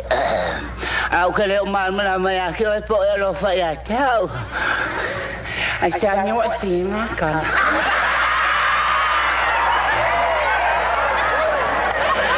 E ala no fai le fam talanga no tawatina e le ta ainga. Ilunga ngai me ala o ka ko kua. Po le ala so manatu il ta inga po fe a fa ia ile ngai mungala yo e wa wo no ala o ai fo ia le ma umanga e amufi fai ngai me ko te pe mama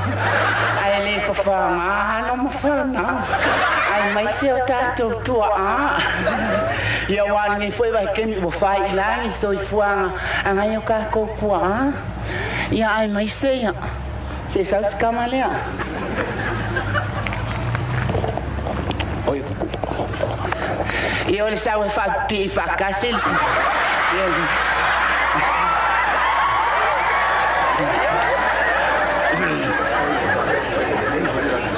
io ole ala tonu taua ole tonu taua tateo ilo wainga pela ngofo ai ai lo wai le ka ke o ai nga mai lua o lo wainga ia lo wainga ia ma ai nga ka mai o yo la ke ia ai nga ka mai ki o le fa kwa kango ia pe ama wan ka mai ki ama o ka mai ki en ka o le ai nga ka mai ki ko ka ai nga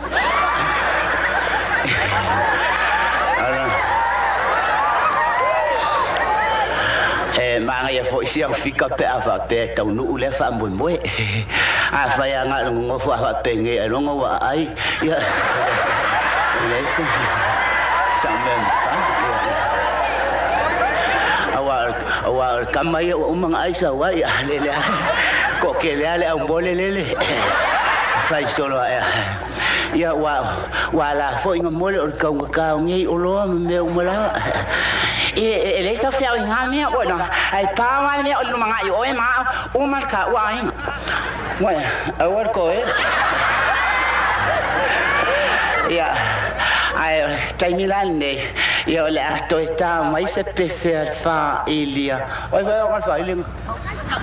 fa ta usi mai isa la fai ai se to fai atu si va so nga ya ma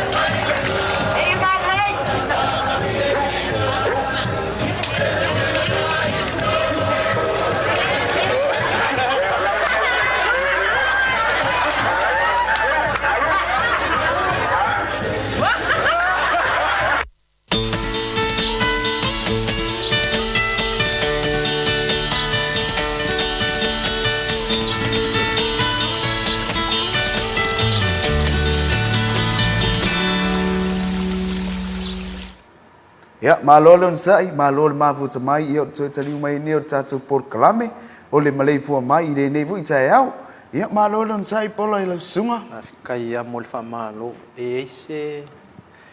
me follow mai ko fa malo leng fai. Po la wa fa malo ma sang. Ol fa malo ma sang ya. Ya, wi ole la xiao tu mai ngai. Nga fai jau malu ka ya ese woni. Ya, o tu langan na fa na tina simen ngal. Ye le fa yes malu tai au. Ale so vai kuleang fai melau di puki ngi. Yo le vai. Oi po vai. Ya, sia na we. o le wo sili nam ta wa ta to le vai a ia sa ole fa vai a e le fa pe tau singa so fumaloina a o le lava le ya se be o le tang ia ka ngo lima lo le pu vai o nai vai ngol nei tai o mal fa fonga le tunu ia o mai ani so fa tananga le ho ma fa tasi male si so ya fiti ale lungo tatu por kalame ya me ful mai mo le tunu e ni so lo fa ngale na mal por kalame ia sa ole bola ia e mole atu ia lo fa anga ia i le moteli sala fai i le afio anga o sale longa i sa pulu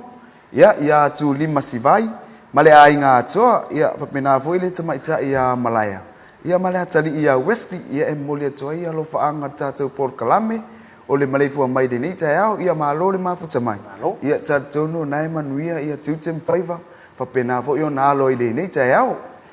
o le tamaita i leo malaya ia masionalo le na mole melo faanga na mole fa to mai mole mosiona ainga ia taklis nela na mole mai tau nei mole vonga ia alela mole foi malo faanga o taklis mole faletua male atali i o isa lolonga ia i nei tatu kalame le wala tu ta kalame Maleifua Mai ia sa ole o le ala i fulitaya o nei ali tatu taya o nei wa le ta le sulu e tata o le uli sa ole le kwa wa ya ko le kwa la fe ko ai ka ko mo sukas ya ala mal ni taya o e vi ia le lo fole tu le la malosi sa ole la wa e man tu mai o e fiti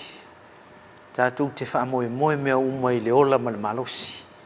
po a fu fuanga o anga luenga o apor kalame o lo olanga e faile aso male aso e ala fa i mai lo taya o ile a tolo malusi ia o nga le maua fuila i o le akoanga o lau fa tinonga le la faile aso o no winga a ile tuai mel nga luenga e te fa anoi sa ole ia o iso i vai nga a faile na fa mo mo fa isa nga luenga i lo ainga pe mai ala fiafi pe mana ia o le o kensa fo o nai vai nga ia e tate mo moni e pet fa stai le tua o no le malosi a wolo fatu tatu pokalame ia inicio va en le universite o lo fa penau sili mai ia pe o tatu a nga fa fo mai i mo tua ia el tamaita ia Filipina Dr. Filipina Amosa o tamaita i o nuku fa pe fo le tamaita i o tesa ia male au fa nga luenga nga lu ia lima tamaita i fa ia onga e me se fo ia lima tamaita ia onga i tatu lau mua le ang fa fo mai ma lo finau ma lo tu tele male ono sa i faiva ia wa onga fa fo mai le fa ngo fi pa le tatu o le a onga li ele tutusa la tu wa foi la tu sila pasi male sila pasi le investe o a foi le a onga le ave ia la wa fa fo mai ono tu sanga ja onga Lena manino sau noanga tama tai fo mai o Dr. Filipina le son nafi. Ia sa ole. Tolu tau sanga ole pre-clinical ia male lisi tolu tau sanga ole clinical. Sa ole. No inga. Ono tau sanga. Ono tau sanga ole theory malisi o tolu tau sanga ole theory malisi tolu tau sanga ole practical. E te alu lai te fa tai tai tono tatu fal mai. O te fa amu ia uli fiti na yalum fa na ia wa tau ma fa ia aula onga le ma onga o le winga o tala e fa amu ia ona o ta miti nei o li mata mai ia onga nei e umala onga a fa ia to se fulu tatu fo ma ia onga nei ma pasi nei ni tau sanga por tau sanga fo e uma to ia nga i uma le fa ma ile e fe so ani le nga nga fa fo ma ia ma fa atapula ia le malama ma le tele o li mata mai fo mai ia vela o nanga mo malo le tunu ai mai e se fo mai fa pito e te alu nga ia ia na se sa o ai le tatu fan mai mto tu eu i tonu ala le ala tu i pe nga fo ia au ia ko se mo ko ia wa o ro hanga mai ia malo le tunu ma tu fa malo ia u to e fa inga tali la tele foi fa fitau tele lui tau a ole fito swani mal fo tuanga tatu por kalami olea mau i ao Yesu ke viso sa ole malo si angal na ia fa tasi e lo ia malau oia lau oia to talo ide lau oia commitment lau personal commitment ia o fa tasi malau mafutai le tua ko ka woki o le fitil wa ngale kau le sau plan fu le o ya ka ngai o inga tisse sa ia lu va tasil fa tua mau nga luenga no inga o lau talo le tua ia fa tasi ai malau fo nga o la wa onga taimi te anga ai taimi te moi ai taimi fa ia me onga o taimi te ia va senga ile sau o taimi fiul fa ia onga fa tadi le assignment ia pe o nei va nga ia le la ata o ai ia ma fautua toi foi le malu o li ma tama ita ia onga ia me che foi le finga luenga ma lo lava ia o to ia li ma tama ita fo mai mo le finga o onga na ia lom fa na ultatu a onga fa fo mai mana tuol tatu campus se vai il tatu por kalame ia na ita mali foi mana ia li fa ia onga ia sunga sakaria ia me che foi li si uso ia wonki ia fa pe foi ma si uso ia ia lea o le maulu so le fo mau mai tolo fe ngai ma onga fa sila fa inga fa vai tatu campus longa malo ia mai se foi ia o le tatu campus le mulu le foi nei li mali o fa lu ngol tatu campus na le va ai le o le onga ia va ai le utufia o le fa lu ngol tatu campus le va ai o le ati na e male fa ngai o ngol tatu campus ia o le fionga ia musa Trevor saanga ia leo lo fa lo saanga lo Trevor o ka ko po le po sa o kala le sa lu ngor ka ko o le po le po le ka ko o le po lo fa ka ko ka mo Trevor lo Trevor ia ma le fa ngai mo se foi lau tele ai o tatu au nanga ia on tatu o mo le tatu main campus ia lo te ia foi ma ila lo pule ngali investe ia le fionga le professor o sui presidente por sui policili ia le fionga pesta mai sai ia o le nofo a to ia ma le maulu lunga fa lupe le university on tulanga se ma lo le onsa mai se lo tatu o finga luenga o nisi o vainga la silsila mai ia le tatu pokalame ia o nisi ne o ata na maua mai ia au fia ngai fo tatu le stala ia matulanga fa pena si taimi la ona silsila mai ia o tatu falta alo na ia ai lunga o tatu por kalame o Maleifua Mai naua mai tatu wata na tatu falta alo le NUS team ia niata na saunia mai el por kalame ia sa saunia suso ia taklesnana mo e tatu wata nei ia tonu na le o sisila tatu falta alo ma fatulanga ina e fai foi singa ngau tai au o wata ia na mo mai se vai ngau se pro charge full por te la full ia le sisila mai ai o lo fa pe na fa so le ma ia tulo ngau mai pe ia tono tatu fatang ia fatino ia le fi pasia isolo mai ia lo foi fana ia o lo fatino ina vode le stala ma ia ia le mai tau to i lungo tatu wata ni ia sa o lo fai ona o le foi le winga ele o ma fai ona tum ele o yesko nga me foi le kauku le po yo o me e kuku isi o le la ka ba e ma kwa la nga le ya fa nga solo o le si va nga cha o lo che mai cha wina tu ya difit o le mala o cha mai i fa ma wa nga sa ngi ki nge fu ko ngui ai e fiula nga yo finga le nga e va vale tal no nga le wa nga ya nai tatu security sa lau tal no le fia le fengo fil o lau tal no le fululua ale to a te se fu o fe nga i fulu le malo longa foi le nai fa malo stino ia o ka mau ka ngalor ka manga ka masa o ka manga na ya tana o alum fa nau ia me se foi nai fa le tua nai mai tau atu nai tanga tama tua ia le foi anga mai mo le stala e fionga ia sala ma le finga luenga le tatu faculty of health science ia le anga fa tau sei fu ia nai mai tau atu ma nei na ia tai mo mai ia sa le ia mo le tui le fa malo ia tatu puata ia le sunga le ia takles ia o manino le tatu WhatsApp na ona tu mai ia malo le sa ia ol vanga tatu faculty of education ia na o mai tau atu ia li mata mai tai fa ia onga ia lo fia ngai pe mal ngai ngai ni fo yaso le aso lo lu ol tatu woman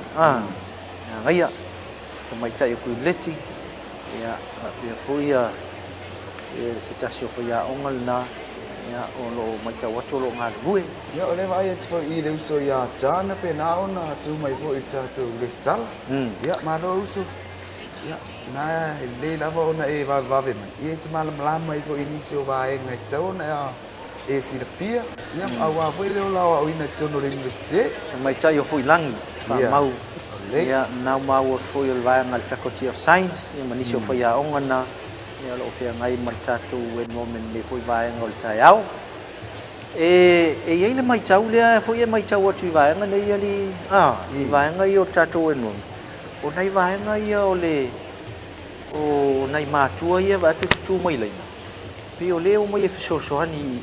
le va tu nei matua no fo mai. Pi o le o mai e so ani tau ave mai nei ala tu fa na so ani mai nei fa na ia mo le ngai mai ia o nisi na fa ia o le tatu vai nga le al faculty of science. Ia le sunga ia Messi.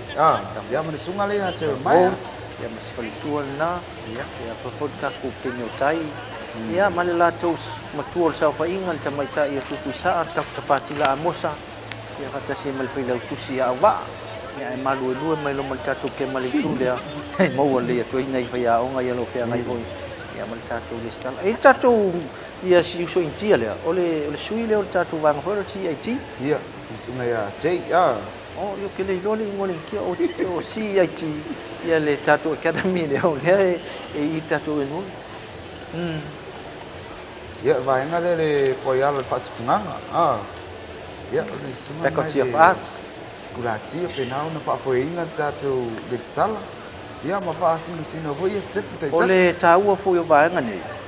Ma le finangalo le pulenga mai la to o le na fa tino ina vai nga le tu faltalo. Ole mana ia. Ole malu mai o alum fa na ma le finga lo. Pasa mai tau ina ni si fo yo vai nga tatu enrollment temi o tu nai. Sa fa o nga tu I tatu FOE. Tu I le vai nga le. Ia e fai ia si tumu to la ina nei fa fo. Ia ma nga ia tu fo ile meo le palpala mal timu ia ma le laina ma le afunia. Ia vai nga o mai le la o to ia mai le tofa. Ina ia ave fa nga tatu faltalo fa tai foi pulenga mal tofa mau le ofiongo foi malo su e malo foi nga luenga malo su e enchi alama ia fa pena foi le foi nga luenga moli lo fa nga ia karmil le fa fa mai ia o karmil ia le na e fa mai o karmil ia ala na fato o le si su yo tatu Maleifua mai yo tatu por kalami o Maleifua mai ia leva ko pasi sol mai karmil ia moli atu lo fa nga tatu por malo lo le sunga karmil ia o le fati no ina la vol tute ia man nga luenga pena foi ono to fia foi ma fine ia ai me ala ma fine so later o fit lo fa tu por kalami nei vai o mo tatu le ngalo tatu sponsor fionga ya la ulu male foi nga luenga I bookshop foi vai nga le printery o ia ile fionga ya tafia mali ia e te va manata tu la tu vai nga le traffic marka ko kamale o alengi ia sa o e sila ka sa ale ko ngalingi mesi ko ingo el le fai shope la nga lo ftere atu tatu por kalami su so ya el o wa feo ai solo ko le o makal ko wala ko le me voi le pu ele ti e sala le si kemo le o ka for going e kilo fa pe le makainga ia mau le fo lingor ka makiki a ia tersi ia o le fa nga tinonga nga luenga sko ingo el ke le vola fa la velave po ai ata mai titi alo mai fe lestal ia e mau mai tonon masinga to ina ia tatamit o wa lam fa il ta po kala mil ni va ngal ta ya molia tu fa malo a woni ngalo ia te uto ia il tatu so ta mai lungo tatu NUS broadcast so se va ngole tunu mai ai lau fa manvia mai ai an iau fa talanga mani va nga ato ia fa ilo ai lau tau tu lo fa ole au tu ol va nga le e fa ingo le au manga tau tu ia a sent mai ai sau ia nyau fa mtalanga maniata o sau nga luenga o lo fai ma se tau tu lo fai nu mala alfanga I tu I moto malawa me se foi e kalisia ma so fa ptonga pu e mo se ata ia o mai fa mtalanga le lei ia ma le nganga ma le nganga fa alo e o mai ai ia ma tu wale lungo o tatu por kalame nei ia fa tasi ai o ni ngalo lo suafa si mai lo suafa ma le nu ia o le se vai nga lungo le tatu wa teli vai nga le traffic fa per nau e fai malanga mai fo I taulanga ia asa una e poloka lo sa fo I se vai nga la vola tu ia po i vai teli po utai ale sa ia pu esina ata sen mara ia tatu page le ole NUS broadcast ia ta mi mesina uva mtalang ia se ta silo vai ngole al telo pena ona poloka ia tatu ta avale ni time ia na matu fai loa tu foi la ia marisunga ia polo ia mai ngot tatu polkalan ia dia tu langa ia ole al telo pena ona poloka vai ngale utelisa ia po i pese ngal vai ngale tele na poloka i foi ia ta avale tai ia ni sina tu langa fa manatu tu pe i tatu polkalan ni on Maleifua mai fai unga na tatu polkalan ni tai au mai manatu ia ua faamaliaina lau silasila ma le faafoga mai sa moa i luga o le tatou tv valu ia e mai se foi o tatou auaunaga lau tele i luga o tatou pega o faamatalaga o loo faapena ona e maua mai ai le tatou polokalame nei o le Maleifua mai manatu ia afai e tatou totoe feiloaʻi se aso atae ao i se lagi soifua manuia i le mamalu o se o tatou tunu ia tatou feiloaʻi manuia ia ioe maua se aso manuia i le aso atae ao ia i loutou soifua lau lelei sa moa ia mai se foi paaga o le tatou polokalame tatou toe feiloaʻi e le taimi masani lava lenei i luga o le polokalame o le Maleifua mai sa moa ia e nisi foi o vaega mo lou silafia o taeao foi o le a ese foi nisi o toʻotoʻo o nisi o ofisa sinia ma taʻitaʻi o le universitea o ao samoa o le a faalau iloa foi ia nisi o latou auaunaga me se foi o nisi o vaega ma matafaioi ese o loo tautua ai i totonu o le tatou laumua nei le papai galagala aua nei ngalo foi mai sau fesili lunga o tatou page na e te fesilingia ai ia nisi o aunaga o loo le manino na faalau iloa atu i lunga o le tatou polokalame ia moli foi le faafetai si uso ia fiti o ia o se tamaiti aʻoga o loo faigaluega le tumau foi le tatou tv ia a le aga atu foi taeao o taeao le faamoemoe telesitala ai manuia foi tafaoga le aso a taeao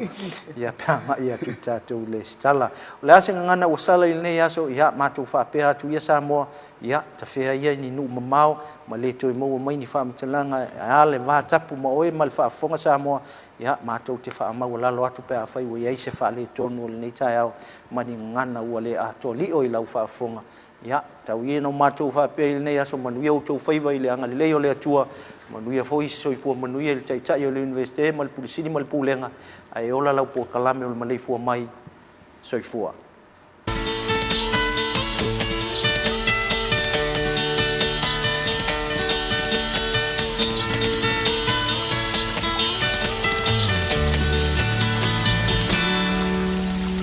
I'm going with a skip in my step and a smile.